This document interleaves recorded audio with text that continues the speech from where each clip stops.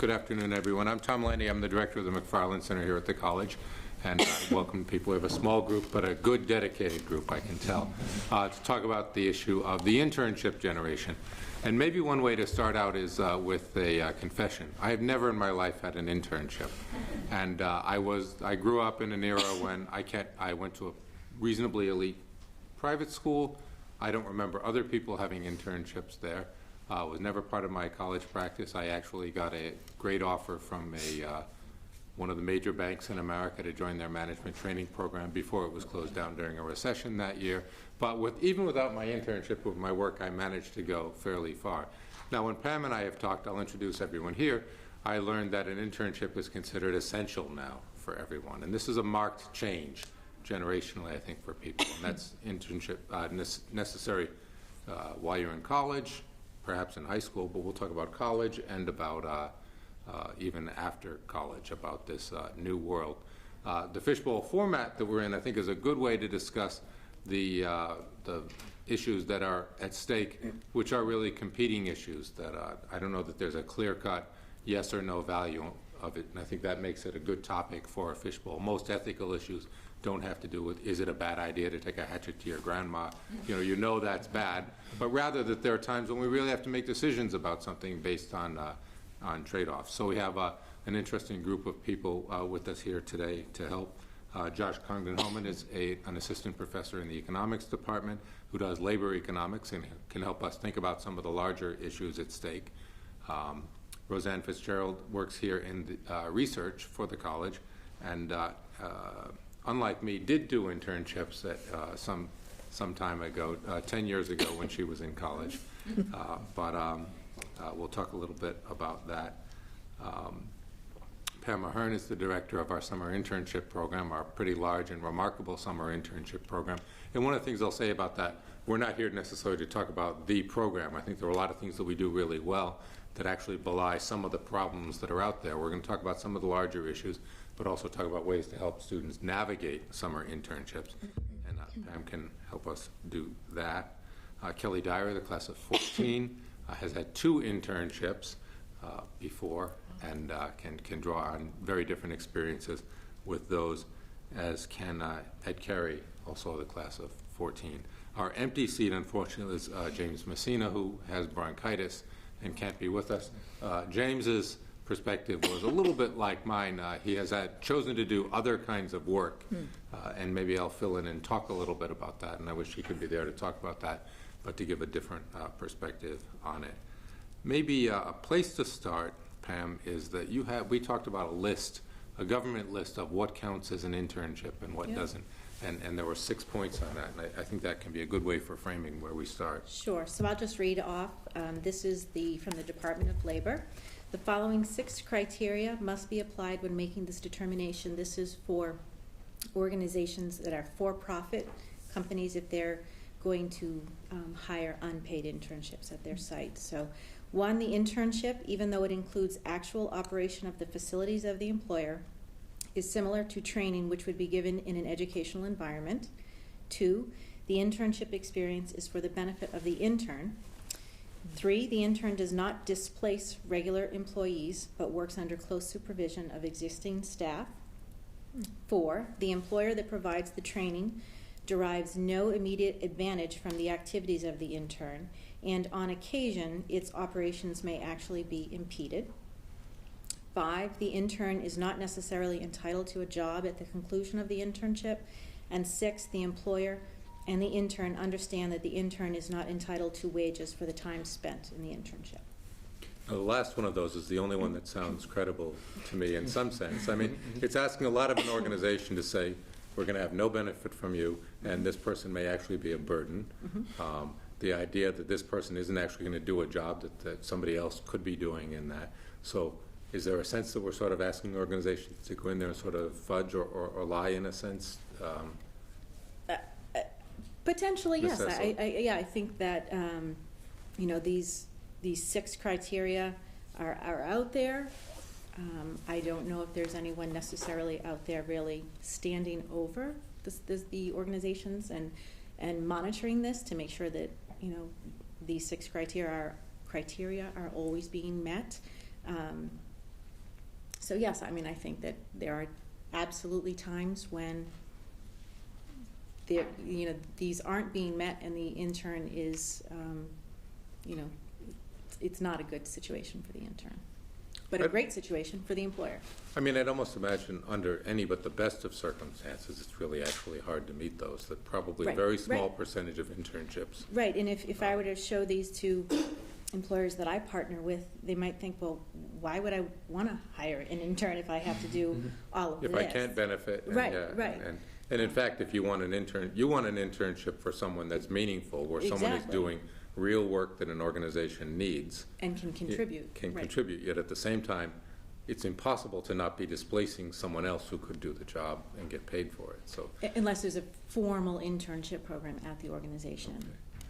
Okay. How does this fit your experience? Think of those criteria and say maybe something about each of your experiences in light of those. I would say that those criteria probably best fit my paid internship, actually. I interned at Hartford Hospital this summer, and I think the nature of the beast defined my internship, because I interned with a general surgeon, and I obviously couldn't have been in there with him learning the techniques of surgery. So that made me more really just a shadow. I was learning. As we were walking the halls of the hospital, he would tell me, so this is why when we're repairing this type of hernia, this is what we'll do. Or this is why we do this technique over that. And that was probably more classically fit that definition of an internship, because he didn't really benefit from having me around. I just benefited from learning about the field. And I really wasn't doing work that anybody else was doing, In some sense, you weren't doing work. Exactly. And there was also a clinical research component where I was, inputting data into a computer, but so were the residents that he works with too. So I feel like that wasn't really displacing anybody in that sense. Whereas I did the Washington semester program and I interned at Congress. And I would say almost all of those stipulations were broken, I would say. To an extent. Congress broke its own rule? I would say, they really benefit. I was just discussing with Professor Landy, one of the first, orientation days there, they were saying, you guys are essential to the working of our office. You guys are the lifeblood of making sure the office runs smoothly, making sure, all the paper is ready, all the printers are ready to go, sorting through mail. So we were really pretty integral from integral to the operation of our office. But at the same time, that stipulation about how they don't benefit from it all, I don't think, even though I was certainly helping them out, that was probably the best part of my internship, was doing things that were substantial and were important to their work, because that was where I was getting kind of the best learning experience. Yeah, I would say a couple things. One of my internships was an advertising internship this summer. Speak up a little. Oh, sure. One of my internships was an advertising. Can you hear me?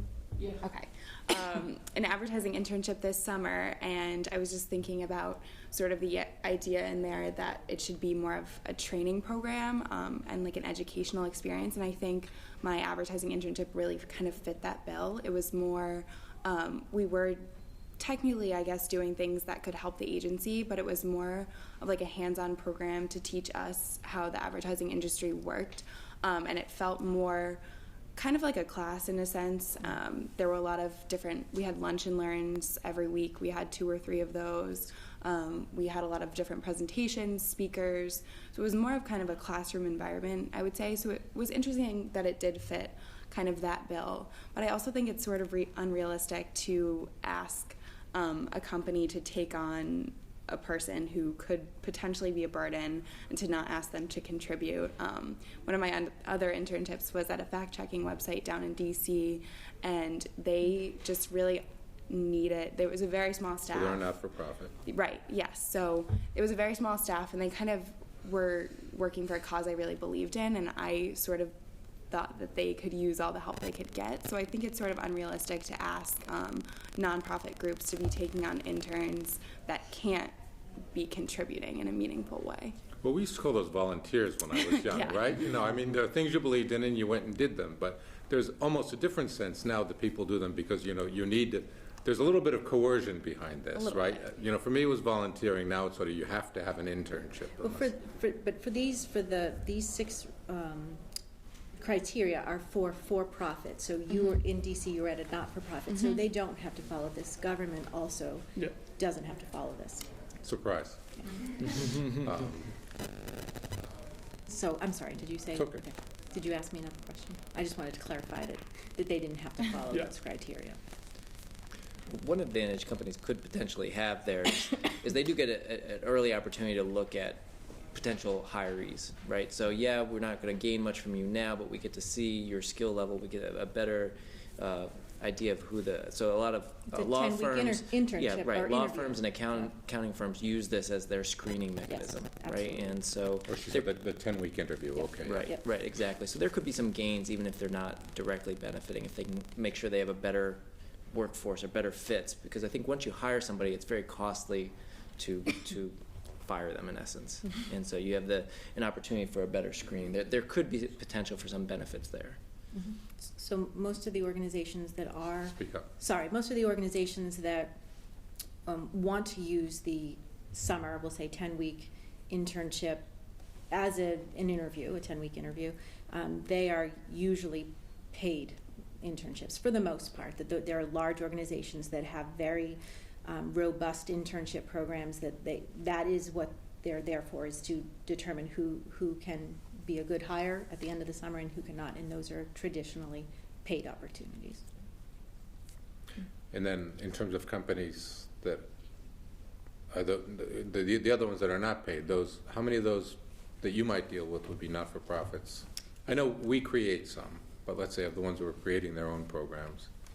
So for SIP or for the ones that career planning posts, a lot of there is no, usually on the student's part or the employer part, there's no expectation if you're doing an unpaid or a volunteer experience that there's going to be a job offer at the end. And how many of those of the just posted in career planning, Oh. how many of them tend to be not-for-profits, how many of them tend to be for-profits? I can't speak for career planning. I know in the summer internship program, I want to say almost half,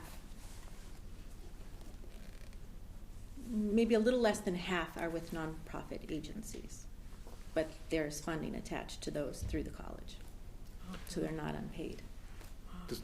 This question of how coercive they are, I mean, because you were pretty clear to me when we talked before, you've got to have one of these on your intern. Is that true? On your resume? So ideally, when you leave college, you should have at least one internship experience on your resume. Employers are looking for that. It also is a great way for students to discern if this is an industry that they want to pursue after graduation. And it's a great way for them to use the skills that they're learning in the classroom here at a liberal arts institution and put them into a professional setting.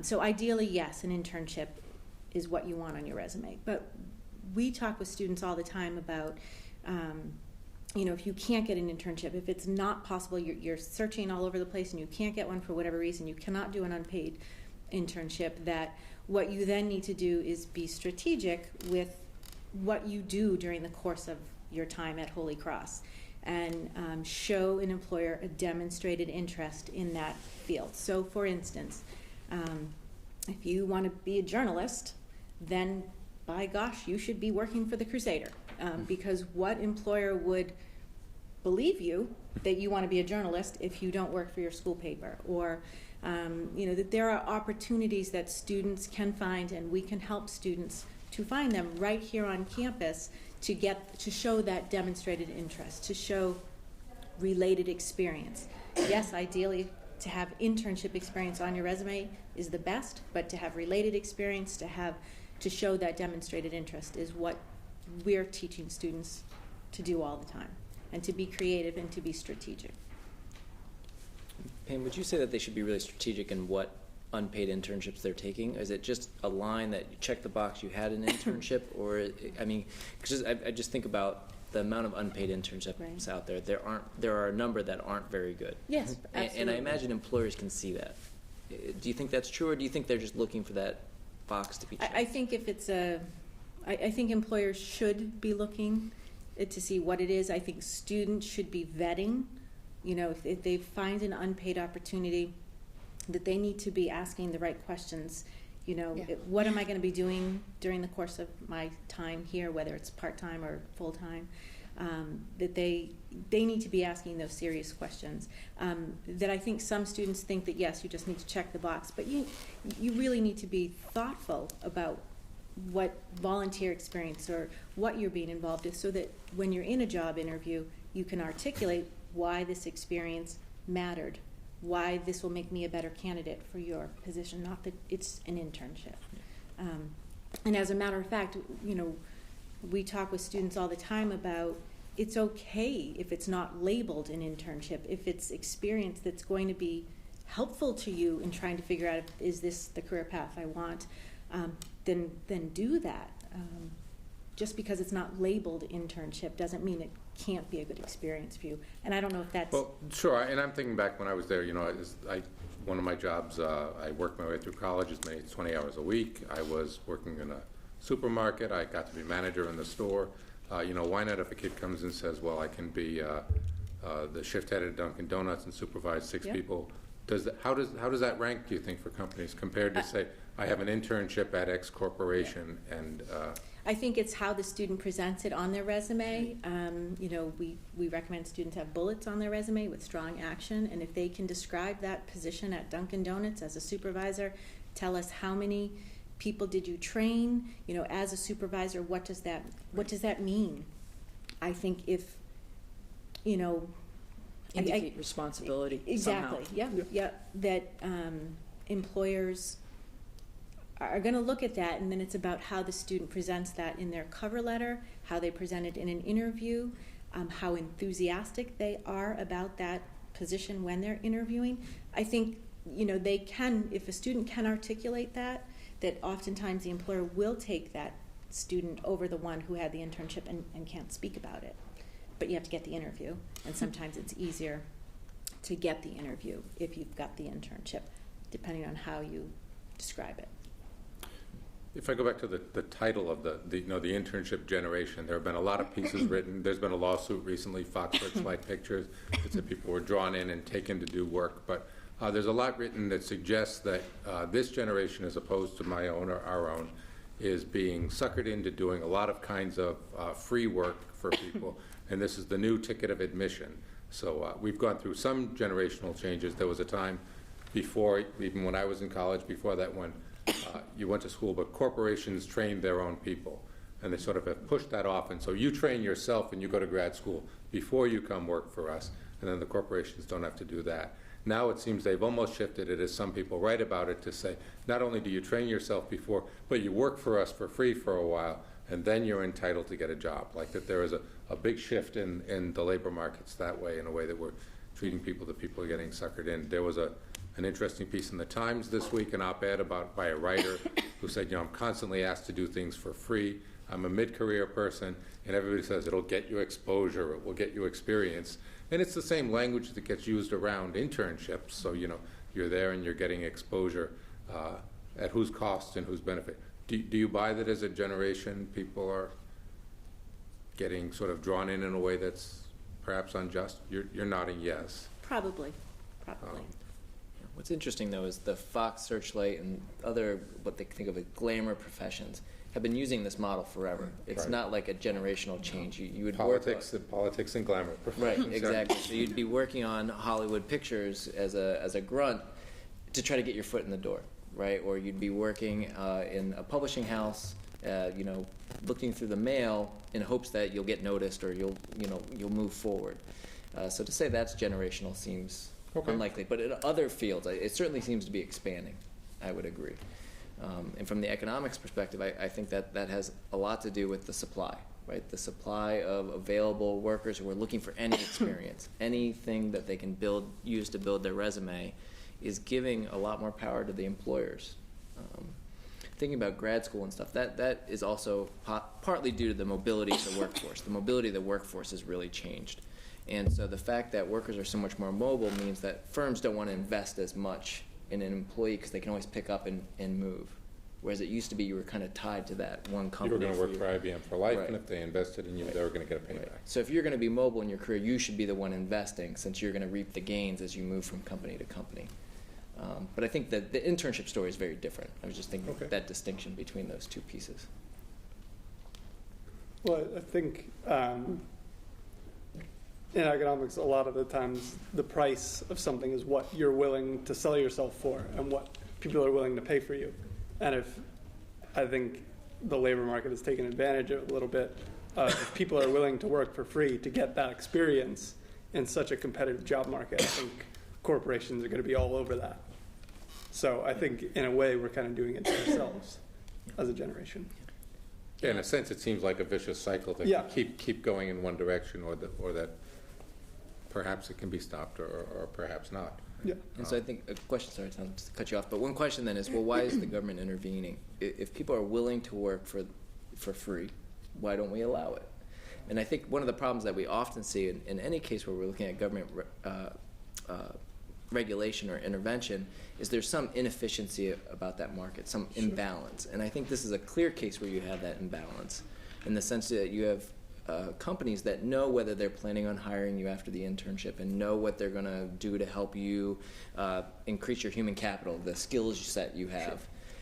And you don't know necessarily when you're taking this job what you're really going to get out of it. Yeah. And so we'd say that's very asymmetric information. All the power is in the hands of the employer in that case, in many cases. And so often that's where we want government regulation, that there isn't really a fair trade going here between the two sides. Yep, makes sense.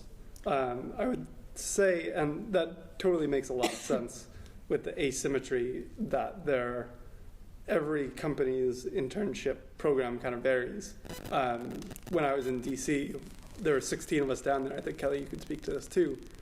Everybody was doing something totally different. You know, there was so much different things, so many different expectations and things going on. I was working 9 to 6, sometimes even later at night, while other people were getting home at 4 o'clock.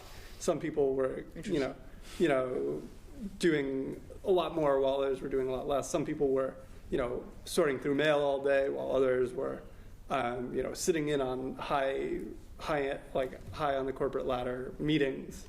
You know, so I think the diversity in the internship market is almost playing into the hands of the employers, while they have so much more, whereas the consumers or the students don't really know what they're getting themselves into. And the question I have about that is, why would you be so different? Because is it the managers of the interns that determine this experience? Or is it, I mean, is there anyone that looks at the whole program and sees how everyone's getting this, all these different, you know what I'm saying? Yeah, I don't think there's really a set defined pattern. I think it's just whatever a company needs. It's whatever they need that like can't be filled by regular employees. I see. And they'll use students for that purpose. Kelly, what do you think about that? Yeah, I mean, I wouldn't say there's anyone for the DC semester program. We went opposite semesters, but there isn't really anyone whose the goal of the semester isn't really to be checking to make sure all the students are doing kind of a similar level of work. No, It's I like meant in the same company, like in the same office, like they're all interns getting different Yeah, I mean, experiences. I think it depends on the place you're working. I mean, I worked at PolitiFact, and I was the only intern, so there really was no one else to compare it to. But at my internship this summer at the advertising agency, it was sort of divided up into different accounts. So the person working on the Coke account is going to have a much different experience than the person working on the Nestle account. So it was sort of up to the individual supervisors of each account to be kind of doling out the work. But I didn't go into it with the expectation of thinking that each intern would be doing kind of the same thing. So I think if you expect kind of a different level of work, then it's a different story. But there are some cases where at certain think tanks down in DC, other situations where certain interns were given like the huge bulk of the work, and others were kind of just, because if it's a team-based project, it's difficult to sort of say who does what. Yeah. But You had an internship you had a few internships when you were young that you think you really leveraged into where you are, and there's a good story about that. Maybe Yeah, briefly that, but do you think, as you hear today, do you hear that today is any different than when you were graduating from Holy Cross and going out in the world, or? Well, I graduated in the 70s, which, most people in this room don't remember, but Even Gary wasn't born then. Gary, no, I don't think he was. But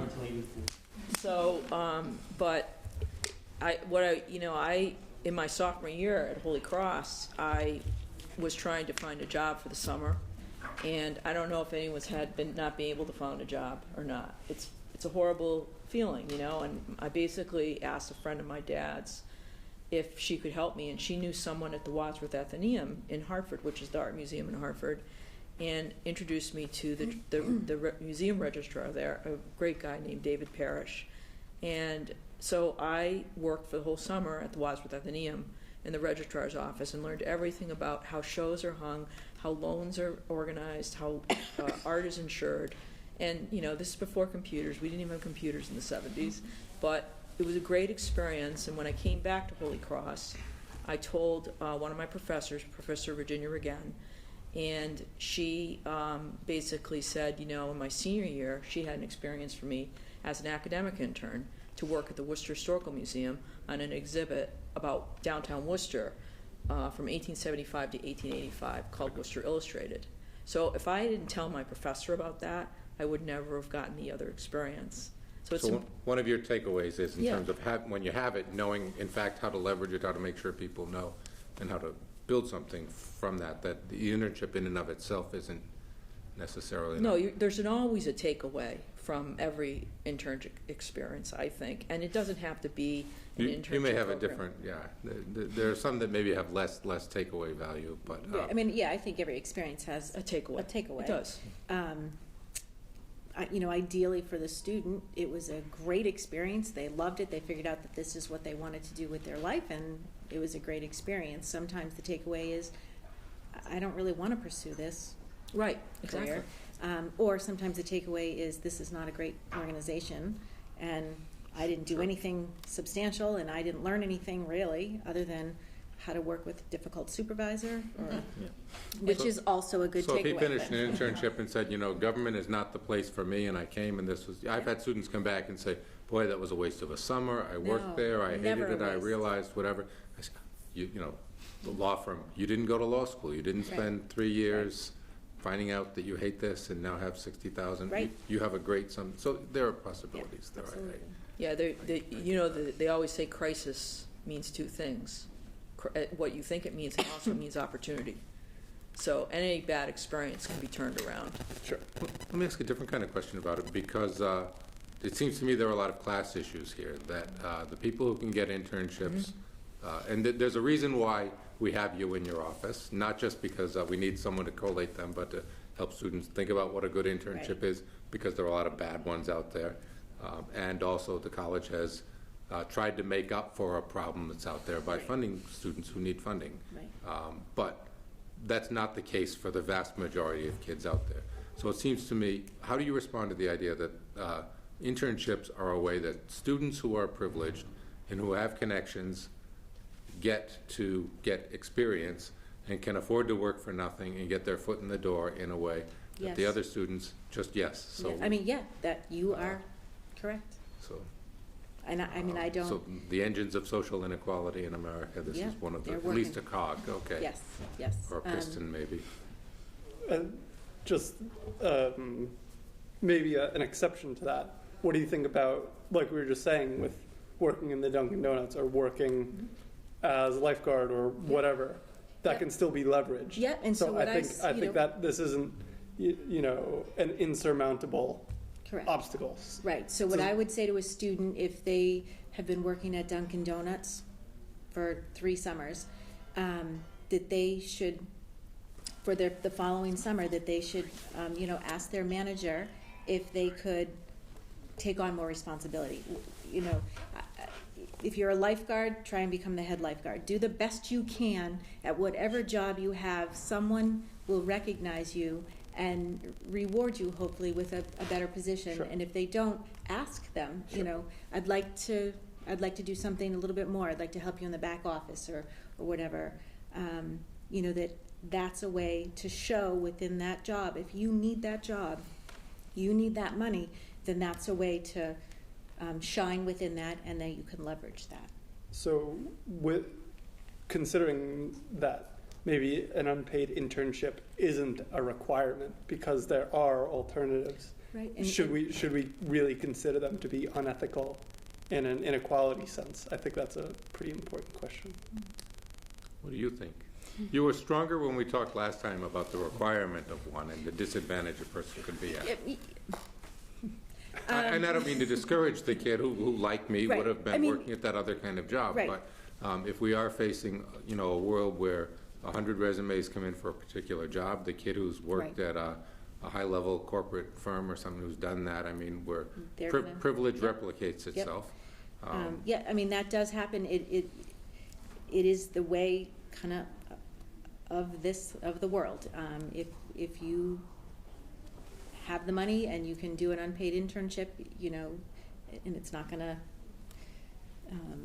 cause you pain in the wallet, then you know, yes, those students are absolutely at an advantage. It is.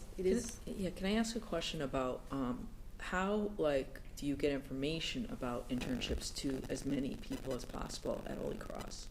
You know, like just the information, and make sure that students, like, do you have faculty as your sponsors, and like to get them engaged and to get the because it's all about finding out about them. Advisors will know always to tell students that you ought to be thinking about this, Right. you ought to do and think Right. about an internship even by sophomore year. It's not too soon. Right. So faculty are definitely talking with students. So you about got it. all kinds of advocates out there telling them about the I programs. believe yes. Okay, that's great. Yeah. And we have.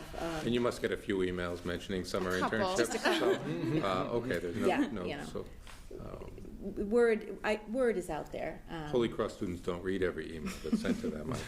No, but they read their texts, I've heard. Yeah. I think they might get aggravated if the career Not too planning many, but center the starts word, texting the them. word I don't is know. there for kids, so, Okay. but I think, and again, I want to focus on sort of how we do it and what we do it, but also I have a sense that we're an exception to the rule for how most students grow and live up, though I want to think concretely about how to help our students do that better. What's, different kind of question, what's your sense about how the actual impact on the job market? I mean, if we somehow wiped out all these interns who were doing someone else's job, what would it do to unemployment figures next month, and what would? It probably wouldn't have a huge impact. I mean, there certainly are some firms, some companies that are going to be using interns in place of workers. So if you don't have an intern to make photocopies, you're going to have to hire somebody. But I think the number of those is probably not as large as we might imagine.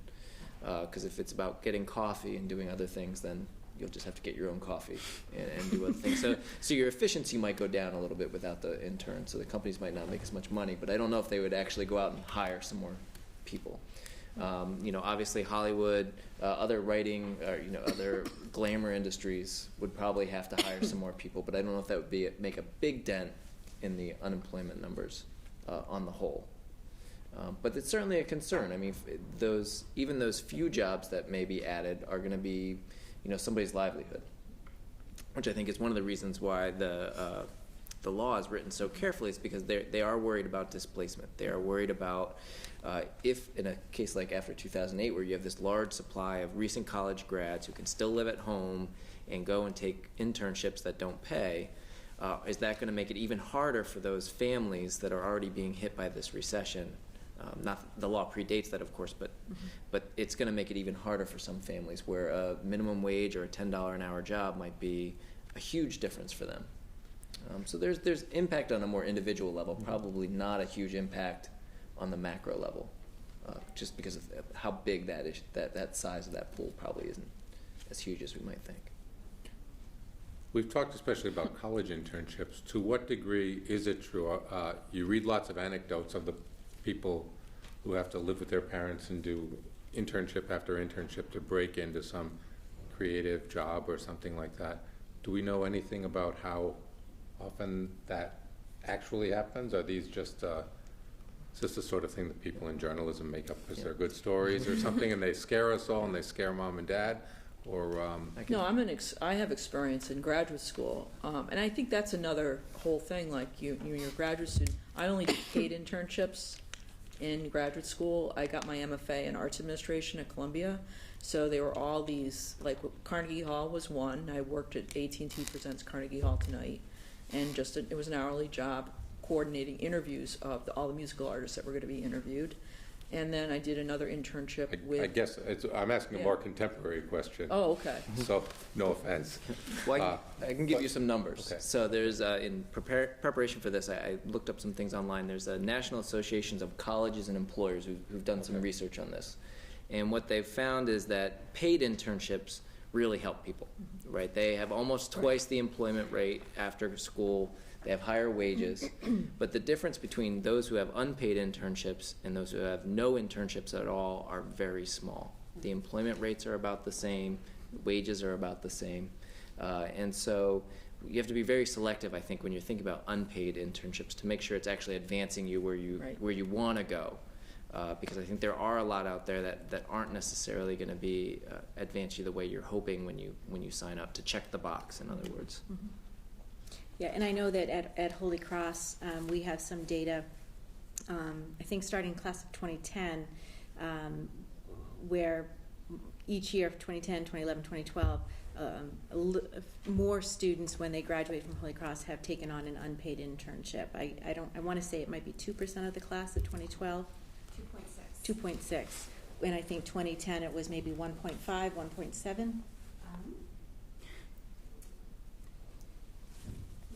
Oh, one. So it's definitely gone up, and we in our office are encouraging students, if they don't have a job at graduation, that is one option for them to try and get their foot into the door. And I don't think that's paid or unpaid. We don't. That's what Maura was just saying. We don't discriminate with that. We don't know. Yeah, it's just a post-grad internship. Right. But I would say, sorry to jump in, for Holy Cross, that is a trend. We used to not track on first destination internship until class of 2010. It was popping up in enough of a number. Right. It was significant enough that starting with the class of 2010, we do track that as a category. And we actually also mention it to parents now as a possibility that they might need to open their mind to their graduate. Being an intern when they graduate? Right. We're not saying that this is going to happen, but that this is a great possibility to help them get their foot in the door if needed. But we don't then have any data for those internships if they translate into a full-time job. I do want to open it to the larger group, but maybe a last way to ask people, maybe we'll start with Roseann, is what advice, what do you tell people, what makes a good internship, and how do you separate that from a bad one, and when do you know when to get in or when to get out, or to say, how do you? You know, I think it's all about a good internship would be someone, you're working on a specific project and there's a beginning and an end, and let's say it's unpaid completely, and you at the end of the project you maybe have a project that you can put on your resume, so there's some kind of like meat to it. And then you also are even better, you're treated like a member of the staff. And at the Wadsworth Athenaeum, I was invited to all the staff meetings. I wasn't a college student. I was considered a member of the registrar's team. So I think that makes a great internship experience. And I would agree. But I would say also having a great supervisor who's looking out for you, who is teaching you, who is invested in your learning at the site makes a huge difference for students, for sure. And you guys are nodding your head. Yeah. So you, go ahead. I mean, I would say probably the best aspect of both my internships have been the supervisors that I've sort of encountered. And it's kind of going off of that point as well, that you feel like you're a member of the team. I would say feeling like you actually matter and that you're doing substantive work is really important. Not to the point that you feel like you're doing too much work, but just to feel like what you're doing matters to your supervisors and the rest of your team around you, and just to feel like your supervisor is taking time out of their day to kind of mentor you and make sure that you're getting something out of the experience as well. I mean, I walked out of both of my internships with, the first one I came out with kind of writing skills, published a bunch of articles, just experience with journalism in general, and I felt like I had some real tools that I've used very often since I've been back, and I will continue to use in the future. The same with the advertising job. You get sort of hands-on experience that you can apply to a bunch of different areas. So I think that's really important. But I think it's hard to get that unless you have a supervisor who's really willing to take X amount of time out of each day to make sure that you're learning and you're getting something out of the experience. I would totally agree wholeheartedly. My 2 internships were both marked by really great supervisors, particularly the one at Hartford Hospital this summer, the doctor that I worked for. Just loved having me around, and I loved just being with him, just walking through the halls and chatting about, you know, what we're walking into and just giving me context on what's going on. And I would say that there are a lot of times where I felt like I was a burden to him, but I wasn't a burden to him, which is really great. So I think having a great supervisor is a real part of it. And doing substantive work, that was always the phrase in DC, doing substantive work, that you're really getting something out of what you're doing. And I think lastly, an important thing to consider is flexibility with the employer. I think as an unpaid intern, I think it's important for them to have a sense of flexibility. You know, if you have to leave early on a Tuesday afternoon, they should be willing to let you do that. If you're really an unessential member of the staff, you should be able to not necessarily come and go as you please, but have them kind of understand that we're not paying you for this. We don't have maybe the same expectations we would normally have for a full-time employee.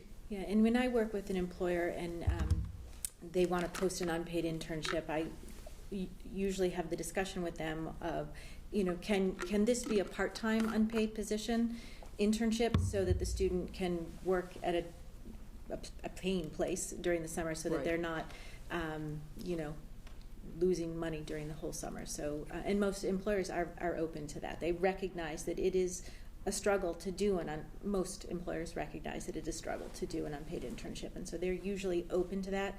And I would say, you know, to have students advocate for themselves in that manner. You know, if they're entering a discussion about an unpaid internship, that is certainly fair game for them to ask, is it okay for me to do this part-time? I can give you all day Tuesday, all day Thursday, or every single morning, 5 days a week, whatever it is, but I need to work at Abercrombie and make some money. The other thing I think following that point is once you're in the internship, you need to continue to be assertive. I think especially if it's unpaid, you don't have anything to lose by being assertive. Because when you walk away from that, you know, it's not just checking a box about an internship, because that may get you in the door in an interview, but really what's going to matter is what you have to say about that internship after the fact. And if it's not living up to your experience, what you're expecting, though you do need to be somewhat flexible, you also need to take ownership of it. Get it where you want. I think in my experience just advising students in the DC program, the ones that have had the best experiences are those who were somewhat assertive, right? It took a good manager, but it also took some assertiveness on their part, and those that didn't came back and said, well, why didn't you say something earlier? Why didn't you talk to somebody? It's like, well, I didn't really think that was my place. And taking initiative. So if you're working at an internship and you know, ask for additional work, or if you see a problem or you see a gap, fill that gap. You know, come up with a plan to save the company money, or, you know, whatever it is, and, you know, do the work and then show your boss. They're going to be impressed that you saw the gap, took the initiative, and solved the problem for them. And then most likely you're going to be given more substantive projects. You have to prove yourself as an intern, for sure. So it sounds like as a group, there's more of a sense of it as not as a sort of generational crisis or problem, but as opportunity. You get to do things you would not have otherwise gotten to do. You learn your way around the world, and though there's clear recognition that that's perhaps a function of privilege or the type of college that we have and the resources provided. Yeah, and I would still maintain that a great internship is one that wasn't what you wanted. You discovered that wasn't Right. your passion. That's awesome to find that out in 8 or 10 weeks versus career, school, law school, med school, whatever it might be. Not as fun. What about the rest of the people in the room? Do you have a sense, do you look at this and say, oh my God, I'm going to be 29 years old in an internship, living in my parents' basement somewhere and expected to do all these things? Do you have a sense, well, I'm going to do it, I'll try some interesting things, I'll get into a good advertising firm, and you know, the world is my oyster, and this is a great opportunity for me. What's your experience?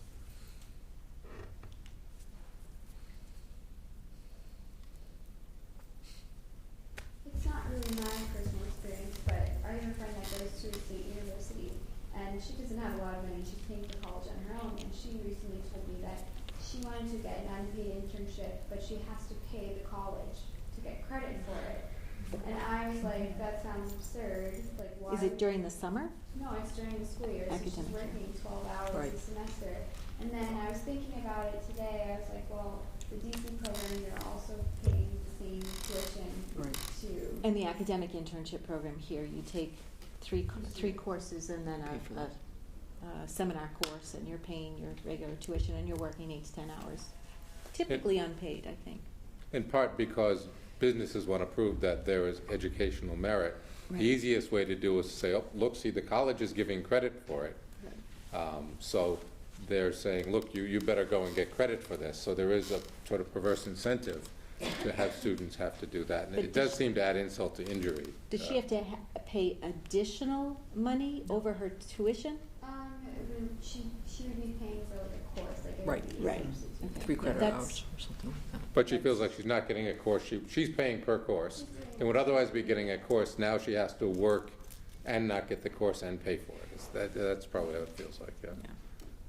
I mean, the only thing I can recommend is, you know, because I'm a fundraiser, is find out if there are any programs at the university that would fund these academic internships, you know, as a financial aid. I don't know if she's eligible, but think like that, because it sounds like it would be a burden.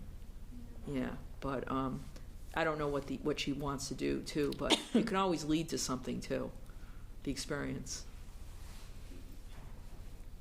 Have others among you had internships yet? What'd you do? I did an internship before I came to Holy Cross, and I was working in in family court in Rhode Island. And the first day I was there, they didn't know what to do with me. So they sent me to the courtroom to like observe, and then I thought that was going to be like the majority of like my internship, like sitting, observing, and meeting with these people. And the next week it abruptly changed. It was like a part-time internship, like 3 days a week. It abruptly changed to like office work and like data entry, file creation, all that kind of stuff. And that was the majority of my experience for like the next 2 to 3 months. So I kind of, at that point, decided that maybe government work wasn't for me because what I was doing was, like you were saying, was what like other people around me were also doing. Right. And it was like 8 hours a day doing that, which wasn't pleasant. But Garrett, it gave you a good insight into what. It did. It gave me a good insight into what I didn't want to do.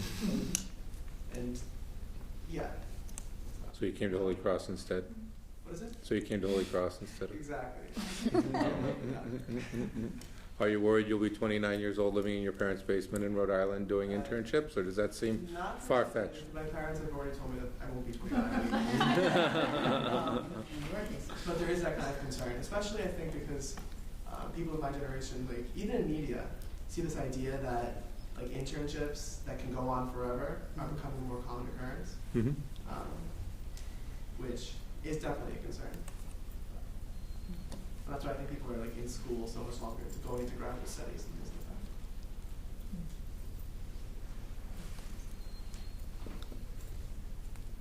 that. Other kinds of issues, concerns that you see? Fears, hopes, like? Are you all planning on having an intern? Go ahead. My question is kind of related to that. I was thinking about the idea of an internship like as an opportunity. So like an opportunity for the company to, or whatever it may be, to have someone there to kind of teach, but also from the other side. And I was just wondering how maybe some people have seen like the kind of connection of opportunities from both sides. You mean so it's a benefit for both? So it's a benefit for both, and also like the application and selection process maybe. So how people find just generally like a mutually beneficial situation based on the opportunity that's there. I was just curious about any ideas about that, because I think it's like part of the great thing about internships is that it's such a good opportunity. But I was wondering about surrounding that opportunity. Yeah, I mean, I think clearly the best internships are when both parties are happy. So for me, when I have happy employers, they return to Holy Cross and post internships for the following summer. So that's a win-win for me. I think it depends on who the employer is, who's reviewing the applications, if they know really what they want in a student. I mean, they should be vetting that out when they're looking at the application, when they're interviewing the student, and they're usually pretty good at selecting someone who they think is going to be a good fit. And the student equally, when they're on that interview, need to be trying to determine if this is going to be a good fit for them. When they're at the site and meeting people and hearing more about the experience. So I'm not sure if I answered your question. Yeah, I think that's I would also say the best experience, I mean, I've only had 2 internship experiences, but the first one I had in the application process, the first thing we talked about before there was even an interview, we just had kind of a casual conversation about what I want to get out of an internship and what they were looking for in an intern. So just the idea of like having really clear communication about like, he was saying kind of, do you want to be a journalist? And I was like, I don't think so, I don't know, I'm not sure. So it wasn't just like, it was very open to kind of what I wanted to do. Even though it was a journalism internship, we were both pretty clear about sort of what the roles were going to be. So there was like a mutual benefit there, which was good.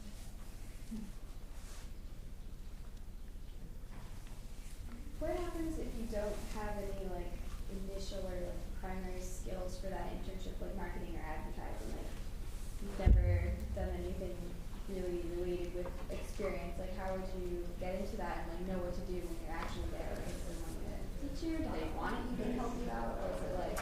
Yeah, I mean, that's a really good question. That was one of my biggest concerns throughout this whole process was this internship at Ogilvy and Mather was my dream internship. Pam knows I was like dying to get this job.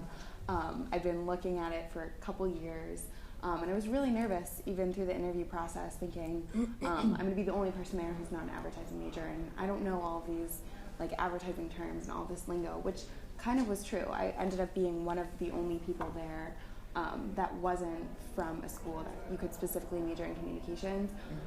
But past the first week of sort of like, I don't know these terms or kind of that kind of stuff, I found that I was really, really prepared by Holy Cross to sort of do everything they asked of me. I mean, I personally felt like my writing and speaking and kind of all of those skills were almost above everyone else who would spend all this time kind of just like reading textbooks about marketing, and all of this stuff changes so quickly that I don't think employers are necessarily looking for someone who knows all of the technical skills. I mean, that's like relatively easy to teach and easy to pick up. It's a lot harder to teach someone how to write and how to speak and to do all of those different things. So I think that was one of the things that really helped me in the interview, was to kind of market my skills as saying, here are all these things I've done, they're not advertising, but this is how they could help me in advertising. But she had to do the work and understand what they wanted and to be able to articulate that, which she did. She researched for 2 years. That, so you have to work at it.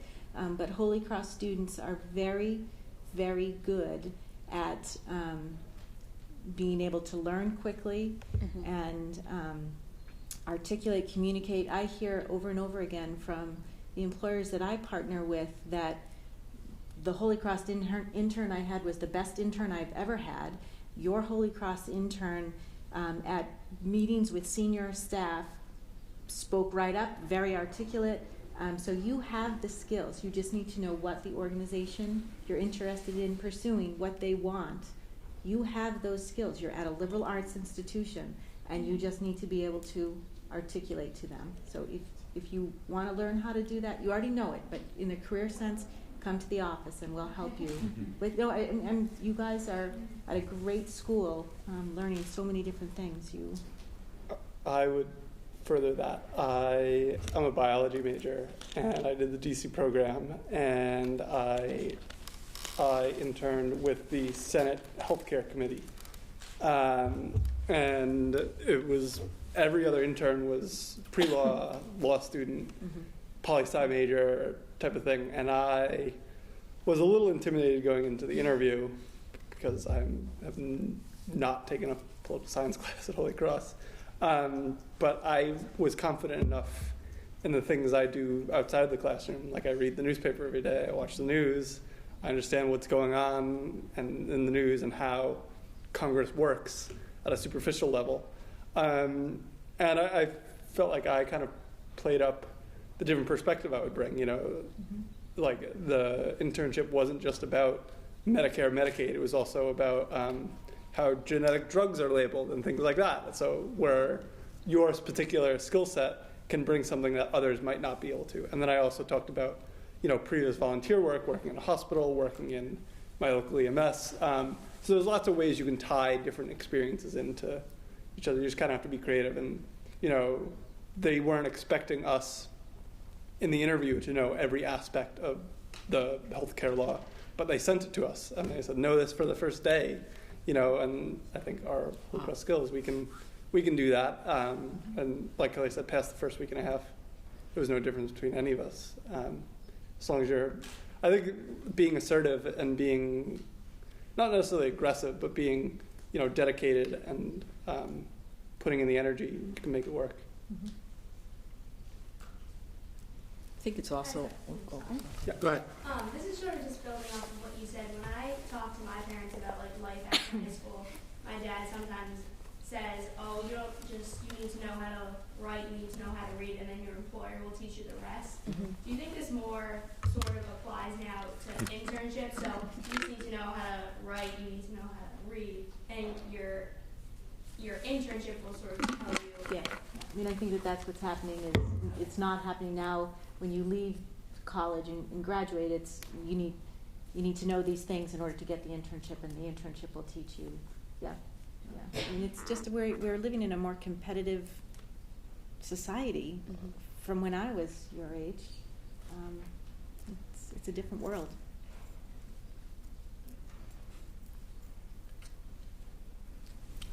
We spoke about internships compared to full-time employment if you're a manager at Dunkin' Donuts.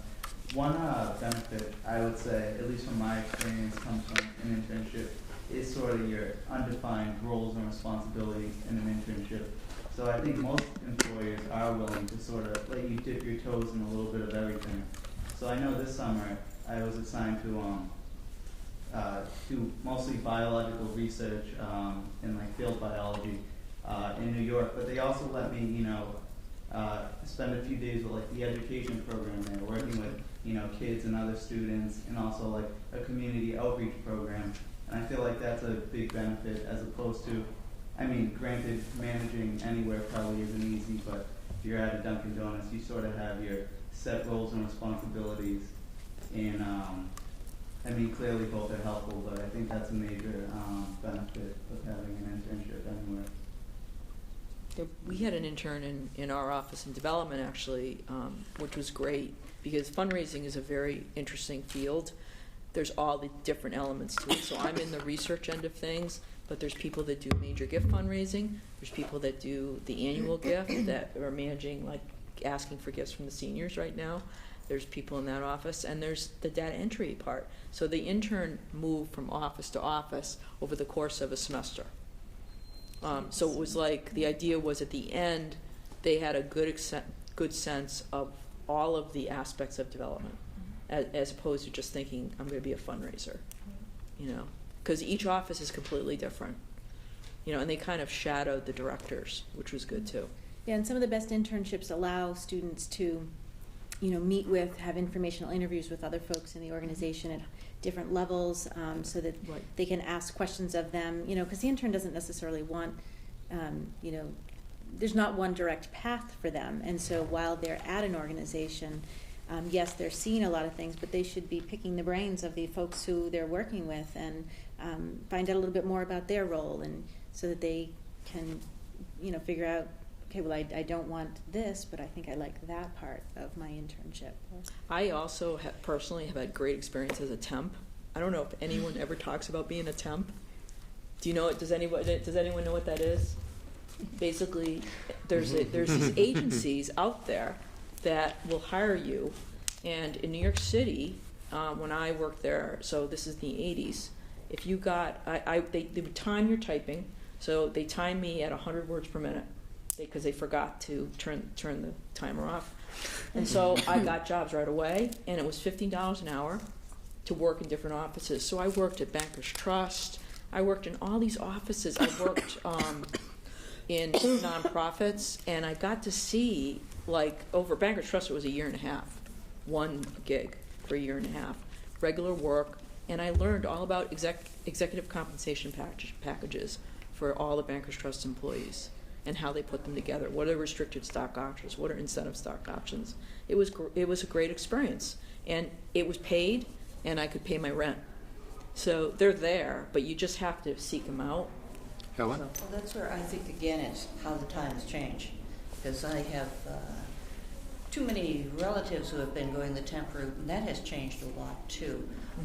Of now, like my stepson works for a company called Black Box that markets people out. They own his contract. Oh, yeah. And it's in computers, and it's laying it's the cable and all that. And I talked to my stepdaughter, and she said 50% of their industry right now are not unpaid interns, but underpaid temps who have to live out the contract that the parent company has made. And I think that's a place of even greater potential scandal of what's happening in the employment market as far as exploitation is concerned.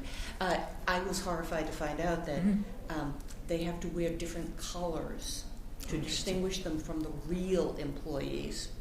And they get their lunch second, and they're parking in a different zone because they're not real employees, so that the real employees are bonded to the institution because they're better than the people wearing the blue discs.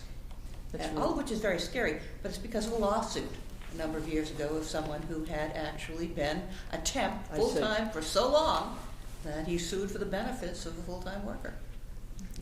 And so instead, in a litigious society, let's just take these people and make them less than others who are doing the same job. So again, without wanting to discourage it, I think temp work is a great way to explore things, but I think the temp world has changed from when The major thing to know about temps is you don't have benefits.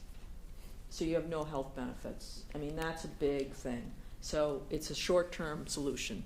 If you have an ability to have benefits, it works. But if you don't have benefits, it's a problem. I guess internships sound to me like that old temp world without the $15 an hour. So, any other comments or things we have, or we can leave it at that, and people are welcome to stay around and talk. But summary. Okay. Thank you, everyone. Thanks to the fish.